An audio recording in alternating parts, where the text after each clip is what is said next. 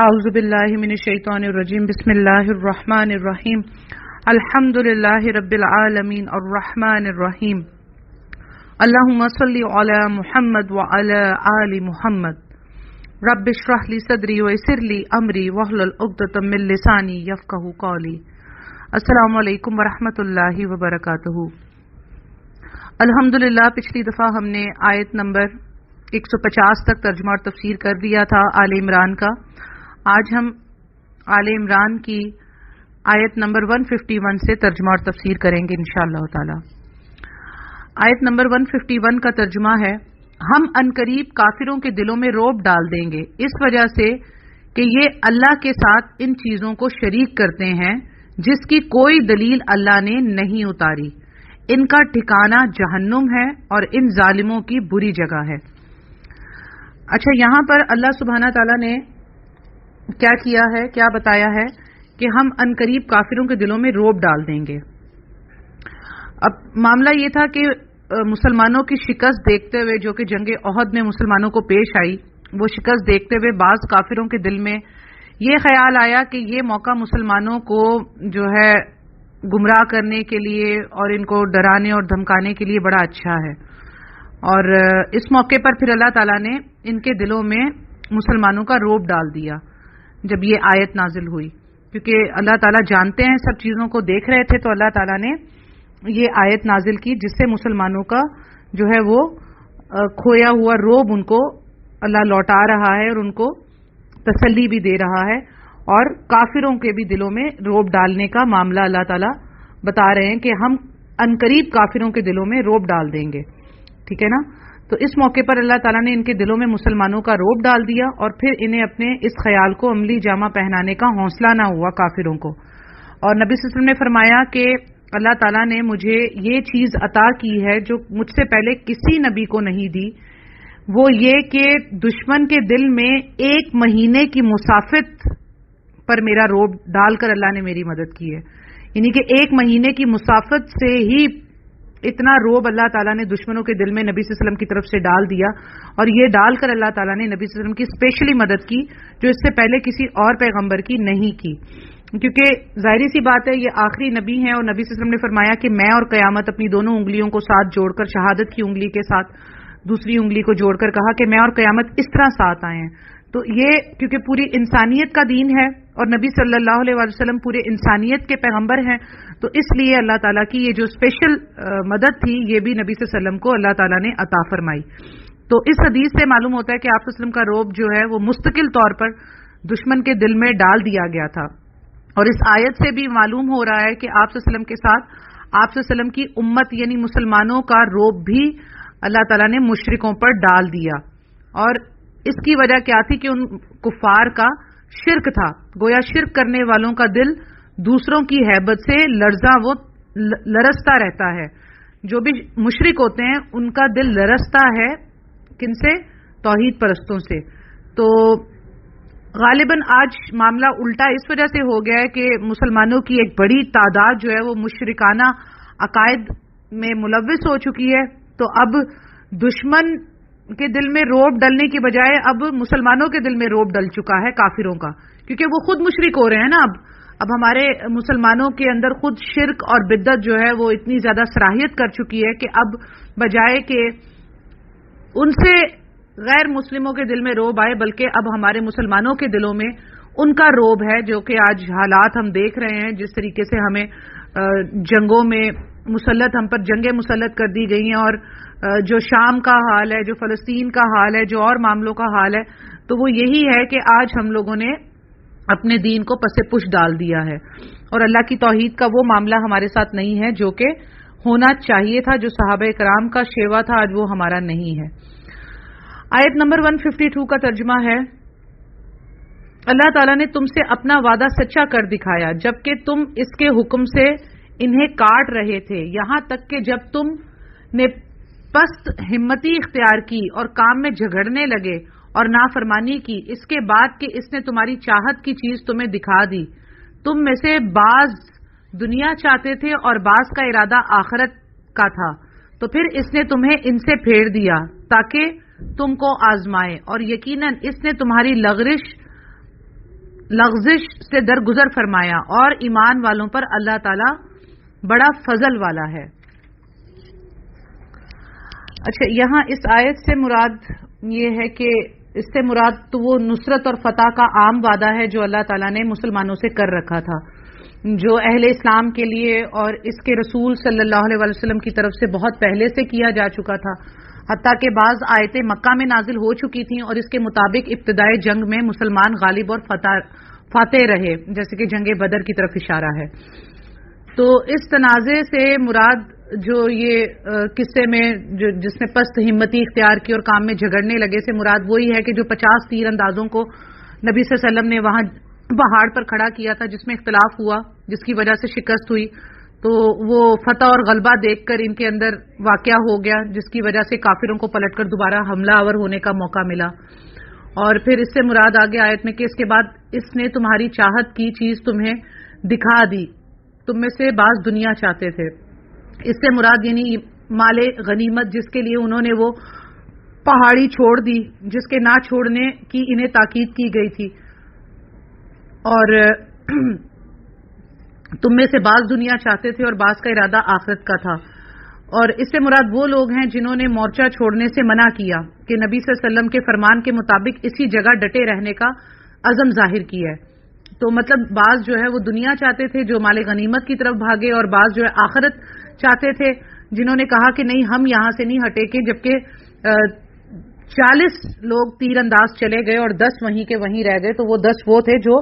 آخرت چاہتے تھے، ان کو مال غنیمت کی کوئی لالچ نہیں تھی، وہ وہیں کھڑے رہے اور انہوں نے کہا کہ ہمیں نبی صلی اللہ علیہ وسلم کا حکم ہے، ہم یہاں سے نہیں ہٹیں گے. پھر اس آیت میں پھر اس نے تمہیں ان سے پھیر دیا تاکہ تم کو آزمائے، اور یقیناً اس نے تمہاری لغزش سے درگزر فرمایا.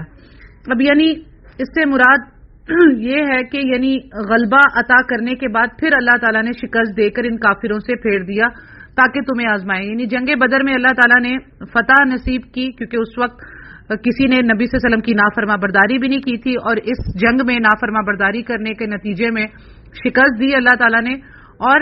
یہاں پر آزمائش بھی مراد تھی اللہ تعالیٰ کی، تاکہ اللہ تعالیٰ آزمائے کہ کون نبی صلی اللہ علیہ وسلم کی فرما برداری کرنے والے ہیں اور کون نہیں، تاکہ آگے جنگوں میں نبی صلی اللہ علیہ وسلم کو بھی اچھی طرح سے معلوم ہو جائے کہ کون لوگ ہیں جو اس قابل ہیں اور کون نہیں. تو اس میں صحابہ کرام رضوان اللہ علیہم اجمعین کے اس شرف و فضل کا اظہار ہے جو ان کی کوتاہیوں کے باوجود اللہ نے ان پر فرمایا، یعنی ان کی غلطیوں کی وضاحت کر کے آئندہ اس کا جو ہے آر نہ دلائی جائے. تو اللہ تعالیٰ نے ان کے لیے معافی کا اعلان کر دیا تاکہ کوئی بد باطن ان پر زبان دراز نہ کرے، یہودیوں کو موقع نہ ملے کہ وہ اس طرح کی مزید باتیں کریں ان کے اوپر.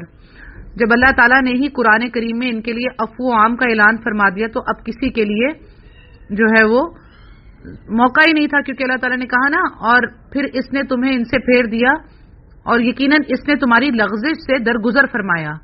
اور ایمان والوں پر اللہ تعالیٰ بڑا فضل والا ہے. جو ایمان والے تھے تو اللہ تعالیٰ نے ان کو اس آیت کے ذریعے سے معاف کر دیا تاکہ یہودی یا عیسائی یا جو غیر مسلم مشرکین مکہ تھے وہ صحابہ پر زبان درازی نہ کریں. تو اللہ تعالیٰ نے اسی لیے اس آیت میں یہ اعلان عام کر دیا. تو اب کسی کے لیے جو ہے وہ تان و تشنا دینے کی گنجائش ہی نہیں رہ گئی تھی. اور صحیح بخاری میں ایک واقعہ بھی مذکور ہے کہ ایک حج کے موقع پر ایک شخص نے حضرت عثمان رضی اللہ تعالی عنہ پر بعض اعتراضات کیے کہ وہ جنگ بدر میں بیعت رضوان میں شریک نہیں ہوئے اور یوم احد میں بھی فرار ہو گئے، یعنی کہ جنگ احد میں بھی وہ فرار ہو گئے تھے. تو حضرت ابن عمر رضی اللہ تعالی عنہ نے فرمایا کہ جنگ بدر میں تو ان کی اہلیہ جو کہ نبی صلی اللہ علیہ وسلم کی بیٹی تھی، وہ حضرت عثمان کے نکاح میں تھی، ان کی بیوی تھی، وہ بیمار تھی، اس لیے وہ نہیں آ سکے تھے. اور بیعت رضوان کے موقع پر تو نبی صلی اللہ علیہ وسلم کے سفیر بن کر مکہ گئے ہوئے تھے حضرت عثمان، اور یوم احد جو جنگ احد کے معاملے پر جو فرار ہوا تھا تو وہ اللہ تعالیٰ نے انہیں معاف کر دیا، یعنی کہ حضرت عثمان بھی جنگ احد میں واپس ہو گئے تھے، جس کی وجہ سے اللہ تعالیٰ نے انہیں معاف فرما دیا، اور تاکہ ان کو یہودیوں کو اور کفار مکہ کو کوئی موقع نہ ملے مزید کوئی بات بنانے کا. آیت نمبر 153 کا ترجمہ ہے، جب کہ تم چڑھے چلے جا رہے تھے اور کسی کی طرف توجہ نہیں توجہ تک نہیں کرتے تھے، اور اللہ کے رسول تمہیں تمہارے پیچھے سے آوازیں دے رہے تھے، بس تمہیں غم پر غم پہنچا تاکہ تم فوت شدہ چیز پر غمگین نہ ہو اور نہ پہنچنے والی تکلیف پر اداس ہو۔ اللہ تعالیٰ تمہارے اعمال سے خبردار ہے۔ اچھا، یہ جیسے کہا جا رہا ہے آیت نمبر 153 کا ترجمہ ہے کہ جب تم چڑھے چلے جا رہے تھے اور کسی کی طرف توجہ نہیں کرتے تھے، یعنی کہ کفار نے جب ایک دم سے حملہ کیا تو مسلمانوں میں جو بھگدڑ مچی اور مسلمانوں کی اکثریت نے راہ فرار اختیار کر لیا، تو اس کا نقشہ بیان کیا جا رہا ہے یہاں پر، جس کے معنی کہ ایک دم بھگدڑ مچ گئی اور وادی کی طرف جو ہے وہ چڑھے جا رہے تھے اور بھاگ رہے تھے، اور اللہ کے رسول تمہیں تمہارے پیچھے سے آوازیں دے رہے تھے، بس تمہیں غم پر غم پہنچا۔ اس سے مراد کہ نبی صلی اللہ علیہ وسلم اپنے چند ساتھیوں سمیت پیچھے رہ گئے اور مسلمانوں کو پکارتے رہے کہ بندوں میری طرف لوٹ کر آؤ، اللہ کے بندوں میری طرف لوٹ کر آؤ، لیکن اس عالم میں یہ پکار کون سنتا؟ تو اللہ تعالیٰ نے یہاں پر کہا کہ تمہاری کوتاہی کے بدلے پر تمہیں غم پر غم جو ملا، یعنی کہ ایک تو غم یہ تھا کہ مال غنیمت اور کفار پر فتح و ظفر سے محرومی کا غم، کہ مال غنیمت بھی ہاتھ نہیں آیا اور فتح بھی نہیں ملی، ایک یہ غم، اور دوسرے غم سے مراد مسلمانوں کی شہادت تھی، ان کے زخمی کافی جو ہے صحابہ زخمی ہوئے، اور تیسرا غم کہ نبی صلی اللہ علیہ وسلم کی خلاف ورزی، ان کے حکم کی خلاف ورزی کی، اور پھر اور بھی غم پر غم کہ نبی صلی اللہ علیہ وسلم کی جو شہادت کی خبر بھی پھیلا دی گئی تھی اس وقت۔ تو اس سے مراد اللہ تعالیٰ نے غم پر غم جو کہا ہے، غم پہنچا تاکہ تم فوت شدہ چیزوں پر غمگین نہ ہو، یعنی کہ یہ اللہ تعالیٰ کی ایک سمجھ لیں کہ ایک تربیت تھی اس وقت، کہ جو یہ ساری چیزیں اس وقت اس جنگ کے نتیجے میں صحابہ کو ملی، تو اس سے اللہ تعالیٰ یہ حوصلہ پیدا کرنا چاہ رہا تھا صحابہ میں، اور اللہ تعالیٰ یہاں فرما رہے ہیں کہ میں تمہارے اعمال سے خبردار ہوں، یعنی یہ غم پر غم اس لیے دیا تاکہ تمہارے اندر جو ہے وہ شدائد برداشت کرنے کی قوت اور عزم و حوصلہ پیدا ہو۔ جب یہ قوت اور حوصلہ پیدا ہو جاتا ہے تو پھر انسان کو فوت شدہ چیز پر غم اور پہنچنے والے شدید سے شدید مصائب پر بھی جو ہے وہ ملال نہیں ہوتا۔ تو اللہ تعالیٰ کا یہاں پر مسلمانوں کے دل کو مضبوط کرنا ہے اس آیت میں۔ آیت نمبر 154 کا ترجمہ ہے، پھر اس نے اس غم کے بعد تم پر امن نازل فرمایا اور تم میں سے ایک جماعت کو امن کی نیند آنے لگی۔ ہاں، کچھ وہ لوگ بھی تھے کہ انہیں اپنی جانوں کی پڑی ہوئی تھی، وہ اللہ تعالیٰ کے ساتھ ناحق جہالت بھری بدگمانیاں کر رہے تھے اور کہتے تھے کیا ہمیں کسی چیز کا اختیار ہے؟ آپ صلی اللہ علیہ وسلم کہہ دیجئے کہ کام کل کا کل اللہ کے اختیار میں ہے، یہ لوگ اپنے دلوں کے بھید آپ کو نہیں بتاتے، کہتے ہیں کہ اگر ہمیں کچھ بھی اختیار ہوتا تو یہاں قتل نہ کیے جاتے۔ آپ صلی اللہ علیہ وسلم کہہ دیجئے کہ گو تم اپنے گھروں میں ہوتے، پھر بھی جن کی قسمت میں قتل ہونا تھا وہ تو مقتل کی طرف چل کھڑے ہوتے۔ اللہ تعالیٰ کو تمہارے سینوں کے اندر کی چیز کا آزمانا اور جو کچھ تمہارے دلوں میں ہے اس کو پاک کرنا تھا، اور اللہ تعالیٰ سینوں کے بھید سے آگاہ ہے۔ کافی طویل آیت ہے یہ، آیت نمبر 154 سورہ آل عمران کی۔ اس کو جو ہے اس میں اللہ تعالیٰ نے فرمایا پھر اس نے غم کے بعد تم پر امن نازل فرمایا۔ معاملہ یہ تھا کہ جس دن یہ جنگ احد تھی اور سارا معاملہ جب ختم ہو گیا، جو مسلمان باقی رہ گئے تھے جنگ میں، ان پر اللہ تعالیٰ نے اپنا فضل اس طرح سے کیا کہ میدان جنگ میں جو باقی رہ جانے والے مسلمانوں پر اللہ نے اونگ طاری کر دی، اونگ مسلط کر دی، اور یہ اونگ اللہ کی طرف سے سکینت اور نصرت کی دلیل تھی۔ حضرت ابو طلحہ رضی اللہ تعالیٰ عنہ فرماتے ہیں کہ میں بھی ان لوگوں میں سے تھا جن پر احد کے دن اونگ چھائی جا رہی تھی، حتیٰ کہ میری تلوار کئی مرتبہ میرے ہاتھ سے گری، میں اسے پکڑتا وہ پھر گر جاتی، پھر پکڑتا اور پھر گر جاتی۔ صحیح بخاری میں یہ آتا ہے۔ تو اللہ تعالیٰ نے یہاں پر جو ہے وہ ایک جماعت پر جو ہے اونگ یعنی نیند طاری کر دی، اور اسی آیت میں ہے کہ کچھ وہ لوگ بھی تھے کہ انہیں اپنی جانوں کی پڑی ہوئی تھی۔ اس سے مراد منافقین ہیں۔ ظاہر ہے کہ ایسے حالات میں تو ان کو اپنے جانوں ہی کی فکر تھی، منافقین کو تو بھاگنا تھا اور انہیں اپنی جانوں کی پرواہ لگی ہوئی تھی کہ کہیں ہم مارے نہ جائیں. پھر آگے ہے وہ اللہ تعالیٰ کے ساتھ ناحق جہالت بھری بدگمانیاں کر رہے تھے. وہ یہ تھی کہ نبی کریم صلی اللہ علیہ وسلم کا معاملہ باطل ہے، یہ جس دین کی دعوت دیتے ہیں اس کا مستقل مفتوش کہ انہیں اللہ کی مدد ہی حاصل نہیں. یعنی کہ جو منافقین تھے وہ اس وقت اپنے دلوں میں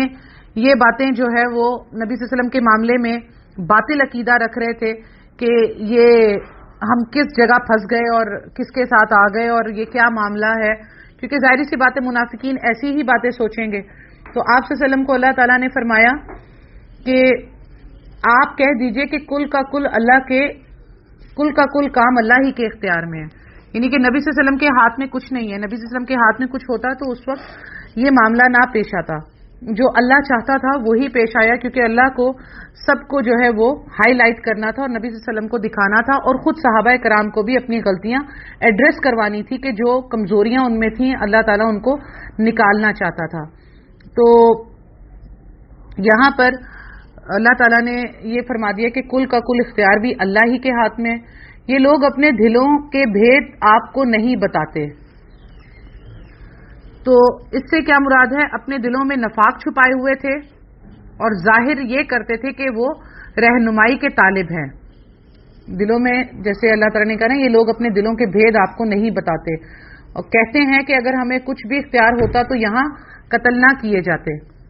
تو وہ آپس میں یہی کہتے اپنے دل میں کہتے تھے کہ ہم جو ہے وہ یہاں نہ آتے تو ہم یہاں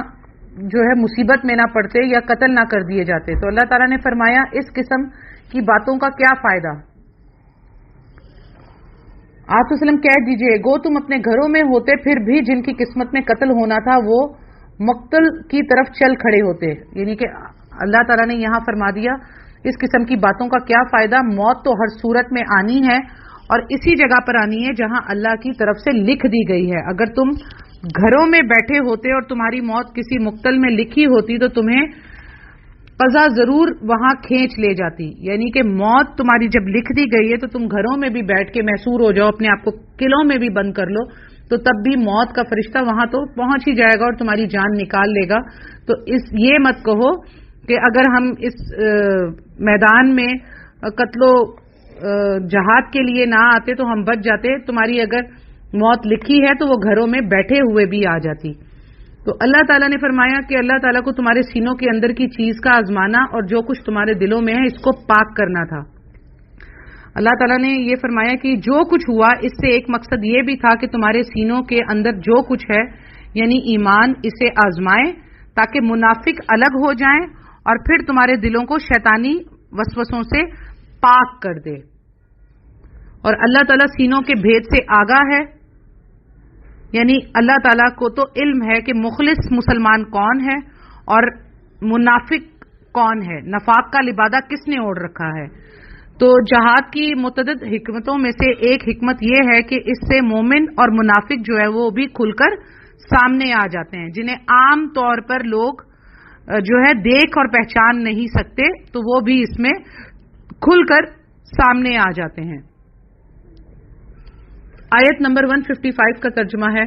تم میں سے جن لوگوں نے اس دن پیٹھ دکھائی جس دن دونوں جماعتوں کی مڈ بھیڑ ہوئی تھی، یہ لوگ اپنے بعض کرتوتوں کے باعث شیطان کے پھسلانے میں آ گئے، لیکن یقین جانو کہ اللہ تعالیٰ نے انہیں معاف کر دیا. اللہ تعالیٰ بخشنے والا اور تحمل والا ہے. اب یہاں یعنی احد میں مسلمانوں سے جو کوتاہیاں ہوئیں اس کی وجہ سے ان کی پچھلی بعض کمزوریاں تھیں، اس کی وجہ سے شیطان اس روز انہیں پھسلانے میں کامیاب ہو گیا. جس طرح بعض قول آتے ہیں کہ نیکی کا بدلہ یہ بھی ہے کہ اس کے بعد مزید نیکی کی توفیق ملتی ہے اور برائی کا بدلہ یہ ہے کہ اس کے بعد مزید برائی کا راستہ کھلتا اور ہموار ہوتا چلا جاتا ہے. تو اللہ تعالیٰ نے یہاں صحابہ کرام کی جو کوتاہیاں تھیں، غلطیاں تھیں، ان کے نتائج اور حکمتوں کے بیان کے بعد پھر اپنی طرف سے ان کی معافی کا عام اعلان کر دیا اس آیت میں، جس سے ایک تو ان کا جو ہے محبوب بارگاہی الہی ہونا بھی واضح ہو گیا اور دوسرے عام مومنین کو تنبیہ بھی ہو گئی کہ ان مومنین صادقین کو جب اللہ نے معاف فرما دیا ہے تو اب کسی کے لیے جائز نہیں ہے کہ انہیں ہدف یا ملامت کا نشانہ بنایا جائے. تو اللہ تعالیٰ نے یہاں پر انہیں معافی کا اعلان کر دیا جیسے یہ آیت میں ہے، لیکن یقین جانو کہ اللہ تعالیٰ نے انہیں معاف کر دیا. اللہ تعالیٰ بخشنے والا اور تحمل والا ہے. آیت نمبر 156 کا ترجمہ ہے، اے ایمان والو تم ان لوگوں کی طرح نہ ہو جانا جنہوں نے کفر کیا اور اپنے بھائیوں کے حق میں جبکہ وہ سفر میں ہوں یا جہاد میں ہوں کہا کہ اگر یہ ہمارے پاس ہوتے تو نہ مرتے اور نہ مارے جاتے. اس کی وجہ یہ تھی کہ اس خیال کو اللہ تعالیٰ ان کی دلی حسرت کا سبب بنا دے. اللہ تعالیٰ جلاتا ہے اور مارتا ہے اور اللہ تمہارے عمل کو دیکھ رہا ہے. یہاں پر اللہ تعالیٰ نے ایمان والوں کو کہہ دیا کہ تم ان لوگوں کی طرح نہ ہو جانا جنہوں نے کفر کیا. اب کیا کہتے تھے وہ کہ اپنے بھائیوں کے حق میں اس طرح مت کہو کہ جب وہ سفر میں ہوتے ہیں جہاد کے لیے جا رہے ہوتے ہیں کہ اگر یہ ہمارے پاس ہوتے تو نہ مرتے نہ مارے جاتے. تو یہ جو ان کی دل کی حسرت ہے اس کو جو ہے وہ اپنی دل کی حسرت اس طرح سے بناتے ہیں کہ ہمارے بھائی اگر نہ جاتے تو مارے نہ جاتے. تو اللہ تعالیٰ فرما رہا ہے کہ اللہ ہی مارنے والا ہے اور اللہ ہی پیدا کرنے والا ہے، جلانے والا ہے. تو اللہ کے سوا کوئی نہیں ہے کہ جو اس چیز پر قادر ہو، اور اللہ تمہارے سب اعمال کو دیکھ رہا ہے. کہ کیونکہ مذکورہ فساد عقیدہ دلی حسرت ہی کا سبب بنتا ہے کہ اگر جو ہے وہ ایمان والے سفر پر یا میدان جنگ میں نہ جاتے بلکہ گھر میں ہی رہتے تو موت کے آغوش میں جانے سے بچ جاتے، جبکہ موت تو مضبوط قلعوں کے اندر بھی آ جاتی ہے. تو اللہ تعالیٰ نے فرمایا ہے کہ تم جہاں کہیں بھی ہو موت تمہیں پا لے گی اگرچہ تم مضبوط قلعوں میں ہی کیوں نہ داخل ہو جاؤ. یہ آگے ہم پڑھیں گے چل کر. تو اس معاملے سے وہی مسلمان بچ سکتے تھے جن کے عقیدے صحیح ہوں، جن کو اللہ پر اعتماد ہو کہ وہی جو ہے موت دینے والا ہے اور وہی زندگی دینے والا ہے. البتہ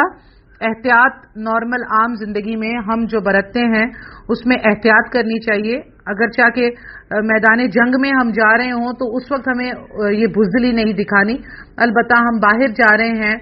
اور کوئی ایسا معاملہ ہے تو ظاہری سی بات ہے کوئی بجلی کی تاروں کو جان بوجھ کے تو نہیں پکڑ لیں گے کہ اگر ہم اسے پکڑ لیں تو اللہ جو ہے وہ موت نہیں دے گا. بالکل ظاہری سی بات ہے کہ اگر ایسا سبب اختیار کریں گے تو موت ہی آئے گی. تو ایسا کوئی معاملہ نہیں ہو. البتہ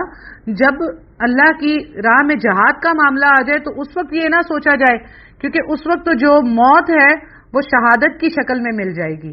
تو اللہ تعالیٰ فرما رہے ہیں کہ اللہ تعالیٰ جو ہے تمہیں قلعوں میں بند بھی ہوگے تو بھی تمہیں موت دینے پر قادر ہے. تو جہاد سے منہ مت پھیرنا. آیت نمبر 157 کا ترجمہ ہے، قسم ہے اگر اللہ تعالی کی راہ میں شہید کیے جاؤ یا اپنی موت مرو تو بے شک اللہ تعالیٰ کی بخشش اور رحمت اس سے بہتر ہے جسے یہ جمع کر رہے ہیں. اب دیکھیں معاملہ وہی آ گیا نا کہ موت تو ہر صورت میں آنی ہے، لیکن اگر موت ایسی آئے کہ جس کے بعد انسان اللہ کی مغفرت اور رحمت کا مستحق قرار پائے تو یہ دنیا کے مال و اسباب سے بہت بہتر ہے جس کے جمع کرنے میں انسان عمر کھپا دیتا ہے. اس لیے اللہ کی راہ میں جہاد کرنے سے گریز نہیں، اس میں رغبت اور شوق ہونا چاہیے. تو اس طرح کیا ہوتا ہے کہ رحمت اور مغفرت الہی یقینی ہو جاتی ہے بشرط یہ کہ اخلاص سے ہو. کہ اللہ تعالیٰ فرما رہے ہیں کہ جس کو شہادت کا رتبہ مل جائے تو اس کے لیے اور اس سے بڑھ کر کیا کامیابی ہوگی. کیونکہ قسم ہے اگر اللہ کی راہ میں شہید کیے جاؤ یا اپنی موت مرو تو بے شک اللہ تعالیٰ کی بخشش، یعنی کہ شہید کیے جاؤ یا شہادت نہیں ملی تو بچ گئے، مال غنیمت ملے گی، اور اگر طبعی موت بھی آئے گی تو اللہ کی راہ میں آپ کی بخشش ہے. اور شہادت کا تو درجہ پھر بہت ہی زیادہ افضل ہے کہ اگر شہید کر دیے جاؤ تو اللہ تعالیٰ کے ہاں آپ کا کتنا بڑا درجہ ہے. آیت نمبر 158 کا ترجمہ ہے، بالیقین خواہ تم مر جاؤ یا مار ڈالے جاؤ، جمع تو اللہ تعالیٰ کی طرف ہی کیے جاؤ گے. اللہ تعالیٰ یہ فرما رہے ہیں کہ تم چاہے شہید کیے جاؤ یا طبعی موت مرو یا قتل کر دیے جاؤ یا گھروں میں بیٹھے بیٹھے تمہیں موت آ جائے، تو جانا تو تم نے اللہ ہی کی طرف ہے، اور کسی کے پاس سے نہ تو تم آئے ہو جس کی طرف جاؤ گے، اللہ ہی کی طرف سے آئے ہو اور اللہ ہی کی طرف تم نے لوٹ کر جانا ہے. تو اللہ ہی نے تمہارے تمام اعمال کا حساب لینا ہے. آیت نمبر 159 کا ترجمہ ہے اللہ تعالیٰ کی رحمت کے باعث آپ ان پر نرم دل ہیں، اور اگر آپ بد زبان اور سخت دل ہوتے تو یہ سب آپ کے پاس سے چھٹ جاتے، سو آپ ان سے درگزر کریں اور ان کے لیے استغفار کریں اور کام کا مشورہ ان سے کیا کریں، پھر جب آپ کا پختہ ارادہ ہو جائے تو اللہ تعالیٰ پر بھروسہ کریں، بے شک اللہ تعالیٰ توکل کرنے والوں سے محبت کرتا ہے۔ اب یہاں پر اللہ سبحانہ تعالیٰ نبی صلی اللہ علیہ وسلم کے بارے میں کیا فرما رہے ہیں کہ جو صاحب خلق عظیم تھے، اللہ تعالیٰ اپنے پیغمبر نبی صلی اللہ علیہ وسلم پر ایک احسان کا ذکر فرما رہے ہیں کہ آپ صلی اللہ علیہ وسلم کے اندر جو نرمی اور ملائمت ہے یہ اللہ تعالیٰ کی خاص مہربانی کا نتیجہ ہے، اور یہ نرمی دعوت و تبلیغ کے لیے نہایت ضروری ہے۔ اگر آپ صلی اللہ علیہ وسلم کے اندر یہ نہ ہوتی بلکہ اس کے برعکس آپ صلی اللہ علیہ وسلم اگر تندخو اور سخت دل ہوتے تو لوگ آپ کے قریب ہونے کی بجائے آپ صلی اللہ علیہ وسلم سے دور بھاگتے، اس لیے آپ صلی اللہ علیہ وسلم جو ہے وہ درگزر سے ہی کام لیتے رہیے۔ اللہ تعالیٰ یہاں پر جو ہے نبی صلی اللہ علیہ وسلم کو درگزر سے ہی کام لینے کا مشورہ دے رہے ہیں کہ آپ جو ہے درگزر سے کام لیں اور ان کے لیے استغفار کریں، یعنی مسلمانوں کی طیب خاطر کے لیے مشورہ کر لیا کریں۔ اور اس آیت سے ہمیں یہ بھی پتہ چلا کہ مشورے کی اہمیت کتنی ہے، اس لیے کبھی بھی کوئی کام کریں تو علم والوں سے، دین والوں سے مشورہ ضرور کریں تاکہ وہ آپ کو اس کے گناہ یا اس میں شریعت میں کوئی معاملہ آ رہا ہو تو اس سے بھی باخبر کر دیں، تو مشورہ ضرور کرنا چاہیے۔ اور اللہ تعالیٰ نے یہاں فرمایا کہ آپ مسلمانوں کے جو ہے دل جوئی کے لیے اپنے صحابہ سے مشورہ بھی کیا کریں، مشورے سے جو ہے وہ محبت بھی بڑھتی ہے، اور مشورے سے بعض کے نزدیک وہ معنی ہے کہ جو ہے حکمرانوں کے لیے ضروری ہوتا ہے کہ وہ اپنے جو باقی لوگ ہوتے ہیں ان سے مشورہ وغیرہ کرتے ہیں اور ان سے معاملات کا ذکر کرتے ہیں، تو اس لیے نبی صلی اللہ علیہ وسلم کیونکہ ایک فوج کے سربراہ بھی تھے، فوجی معاملات میں سربراہدہ لوگوں سے عوام کے مسئلے کے بارے میں بات بھی کرتے تھے، اور اس لیے اللہ تعالیٰ نے کہا کہ آپ مشورہ بھی کیا کریں۔ اور پھر نبی صلی اللہ علیہ وسلم کو اللہ تعالیٰ نے فرمایا جب آپ کا ارادہ پختہ ہو جائے تو اللہ تعالیٰ پر بھروسہ کریں، یعنی کہ مشاورت کے بعد جب آپ کی رائے پختہ ہو جائے پھر اللہ تعالیٰ پر توکل کر کے اسے کر گزریے، یعنی مشورہ کریں، پھر اس کے بعد جو ہے آپ پختہ ارادہ جب کر لیں، جب بات طے ہو جائے آپ لوگوں میں تو پھر آپ جو ہے اسے اللہ پر توکل کریں اور کر گزریں۔ اس سے ایک تو بات یہ معلوم ہوئی کہ مشورے کے بعد بھی جو آخری فیصلہ ہے وہ حکمران کا ہی ہوتا ہے، اور اس کے بعد جو ہے اللہ تعالیٰ پر بھروسہ کر کے جو ہے توکل کر کے اللہ تعالیٰ پر توکل کر کے وہ کام کر لینا چاہیے۔ اور نبی صلی اللہ علیہ وسلم کو اللہ تعالیٰ نے یہی کہا کہ آپ جو ہے نرم دلی سے ان سے بات کریں۔ اس سے یہ بھی ہمیں معلوم چلا کہ سخت دل ہونے کے بجائے انسان کو نرم دل ہونا چاہیے، اور بد زبان ہونے کے بجائے انسان کو نرم طریقے سے بات کرنی چاہیے، لیکن شریعت میں جہاں پر ضرورت پڑے سختی سے بات کرنے کی وہاں پر سختی سے بھی بات کی جائے، کیونکہ یہ ایک ایمان والا جانتا ہے کہ اس کو سختی کہاں پر برتنی ہے اور نرمی کہاں پر برتنی ہے، کیونکہ نبی صلی اللہ علیہ وسلم کا معاملہ تو یہ تھا کہ وہ رحمت العالمین تھے، اور جب خلافت کا معاملہ آتا ہے حضرت ابو بکر بہت نرم دل تھے اور بہت نرمی سے بات کرنے والے تھے، جبکہ ان کے برعکس حضرت عمر فاروق رضی اللہ تعالی عنہ جو تھے وہ ذرا سخت تھے اور ان کی طبیعت میں سختی تھی، اور وہ چھوٹی سی بات پر بھی جو ہے تلوار نکال لیتے تھے، تو اس لیے یہ ہر کسی کے لیے جو ہے وہ الگ الگ سا معاملہ ہوتا ہے طبیعت کے لحاظ سے، جیسا اللہ نے اسے بنایا ہوتا ہے، لیکن جو ہے کہ ان کے ساتھ جو لوگ ہوتے ہیں وہ ان کی طبیعت سے آگاہ ہو جاتے ہیں جب ان کے ساتھ رہتے ہیں، تو نرم بات کرنی چاہیے، لیکن موقع اور مناسبت دیکھتے ہوئے اگر کوئی شرک کے اوپر بات ہو رہی ہے اور توحید کی بات ہو رہی ہے تو نرمی سے بات کرنے کے بعد اس میں آہستہ آہستہ سختی آتی چلی جاتی ہے، کیونکہ جو ایمان والے ہیں وہ اللہ کی محبت میں بہت ہی زیادہ سخت بھی ہوتے ہیں۔ آیت نمبر 160 کا ترجمہ ہے، اگر اللہ تعالیٰ تمہاری مدد کرے تو تم پر کوئی غالب نہیں آ سکتا، اور اگر وہ تمہیں چھوڑ دے تو اس کے بعد کون ہے جو تمہاری مدد کرے۔ ایمان والوں کو اللہ تعالیٰ ہی پر بھروسہ رکھنا چاہیے۔ اللہ تعالیٰ یہاں فرما رہے ہیں کہ اگر اللہ تعالیٰ تمہاری مدد کرے جب اللہ کی مدد ساتھ ہوتی ہے تو کوئی بھی کسی پر غالب نہیں آ سکتا. ہمارے ساتھ اگر کوئی بھی مسئلہ ہوتا ہے، چاہے وہ ہمارے سسرال میں ہو، چاہے وہ ہمارے میکے میں ہو، ہمارے دوستوں احباب میں ہو، پڑوسیوں میں ہو، رشتہ داروں میں ہو، کوئی بھی اگر ہم پر کوئی بات ایسی آ جاتی ہے تو ہمیں کیا کرنا چاہیے؟ اللہ تعالیٰ سے مدد مانگنی چاہیے، اپنے گناہوں کی استغفار کرنی چاہیے، نہ کہ دوسروں کی چیزوں کو دیکھیں ہم. تو اللہ تعالیٰ کی مدد سے ہم پر کوئی غالب نہیں آئے گا. ٹھیک ہے نا. یہ ایک چھوٹی سی مثال ہے. ہمارے آج کل خاص کر جو گھر کی عورتیں ہوتی ہیں تو چھوٹی چھوٹی معاملوں سے جو ہے وہ پریشان ہو جاتی ہیں اور دل خراب کر لیتی ہیں اور بدلہ لینے پر اتر آتی ہیں. تو نہیں، اللہ تعالیٰ کیا فرما رہے ہیں کہ جب تمہاری مدد، اگر اللہ تمہاری مدد کرے تو کوئی تم پر غالب نہیں آ سکتا. اللہ تعالیٰ ہی ان کے دلوں میں آپ کی الٹا محبت ڈال دے گا جب آپ درگزر کا معاملہ کریں گے.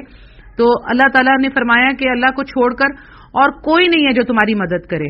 ہم ادھر بھاگتے ہیں، ادھر بھاگتے ہیں، فلانی درانی جٹھانی بہنیں بھائی ان سے مدد مانگ رہے ہوتے ہیں. ہمیں مدد کس سے مانگنی چاہیے؟ اللہ سے. تو اللہ کہہ رہے ہیں کہ جب اللہ تعالیٰ تمہاری مدد کرے تو کوئی بھی نہیں ہے جو تمہیں جو ہے کوئی نقصان پہنچا سکے. کوئی غالب نہیں آ سکتا تم پر جب اللہ کی مدد ہو. اور اگر وہ تمہیں چھوڑ دے اور اگر اللہ ہی تمہارے ساتھ نہ ہو تو کوئی بھی آپ کی مدد نہیں کر سکتا. تو ایمان والوں کو اللہ تعالیٰ پر ہی بھروسہ رکھنا چاہیے. الحمدللہ ہم نے آج سورہ آل عمران کی آیت نمبر 160 تک ترجمہ تفسیر کیا. اللہ سبحانہ تعالیٰ سے دعا ہے کہ جو کچھ ہم نے پڑھا اللہ تعالیٰ اسے صحیح طرح سمجھ کر پڑھنے کی، اس پر عمل کرنے کی اور اس کو دوسرے لوگوں تک پہنچانے کی توفیق عطا فرمائے. آمین ثم آمین یا رب العالمین.